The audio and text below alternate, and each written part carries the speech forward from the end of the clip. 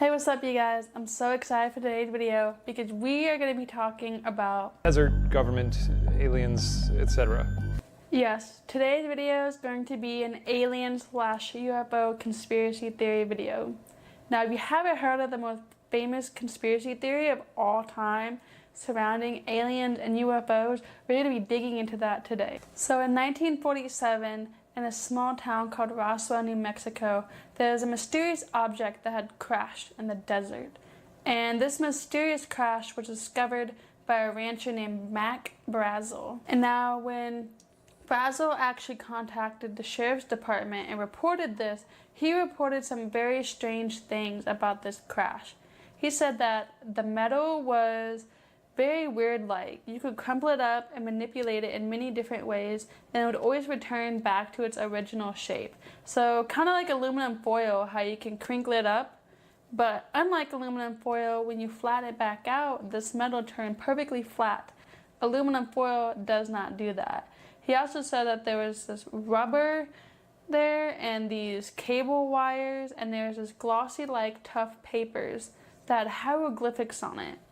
And when he contacted the sheriff's department, instead of another sheriffs coming out there to inspect this crash, they sent a Air Force personnel from the nearby Air Force base, which is really weird to me. Why would they send an Air Force personnel? Now, when Jesse Marcel, which was the Air Force personnel that had went to the crash site when this call was reported, said that he actually saw the same things that was originally told to the sheriff's department. He also said some pretty strange things, like there's I-beams on the metal. And these I-beams were purple and they were hieroglyphics. And when they looked up these hieroglyphics back at the Air Force base, it did not match any language that is known on Earth, which is insane. I also want to add that in the year 1947, there was over 300 supposed UFO sightings around the country. And let me just remind you that these kind of things were not open back in that year. People are not nearly as open-minded. They're very shut down, very, very conservative. We don't want to talk about anything that's weird. And they also did not have cell phones, cameras like we do now, things to have more proof.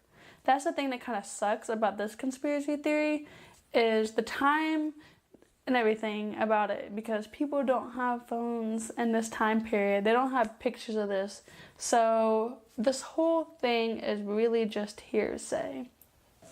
They also tried debunking the story by taking pictures of Jesse Marcel with some objects that was supposed to be from the crash, but when I look at the pictures, it looks like it's a total setup. It looks like they just put some tin foil and some random stuff down on the floor and they're like, here, take a picture with this and let's tell them it's really just a weather balloon. But the funny thing is, they said it was a high-tech weather balloon, and in the pictures that doesn't look like high-tech material. So again, that's something else that's really fishy about this conspiracy theory. It wasn't until 1978 that this story was really heard of outside of Roswell, New Mexico. And that was because a Canadian nuclear scientist actually went down to the Air Force base and talked to some of the personnel that claimed that they were there and that they saw this and that they were involved in this. And he was so intrigued by this story that he deep dived and did some of his own research and created a documentary called UFOs Are Real. And after that documentary's release, the town kind of became a tourist destination. And everybody just wants to go see the spot that this crash supposedly happened at. And everywhere around this town is alien memorabilia. So they really turned this story into something that's made the town really super popular still to this day. If you go to Roswell, New Mexico right now today, there's so many stores selling alien t-shirts and alien trinkets. So I really feel like the people there believe that this was an actual UFO, which is good because people are starting to open their minds and question things and asking things and really not just going with the flow and being sheep and just accepting whatever they're told. Another cool thing about this story is that there was over 300 supposed UFO sightings in the year of 1947. So I think this was the year that people kind of started opening their minds and accepting that, hey, like, there might be more than just us out there. Which, like I said before, is totally awesome that people are starting to see this, because I know that there's no freaking way we're the only things that exist in the universe.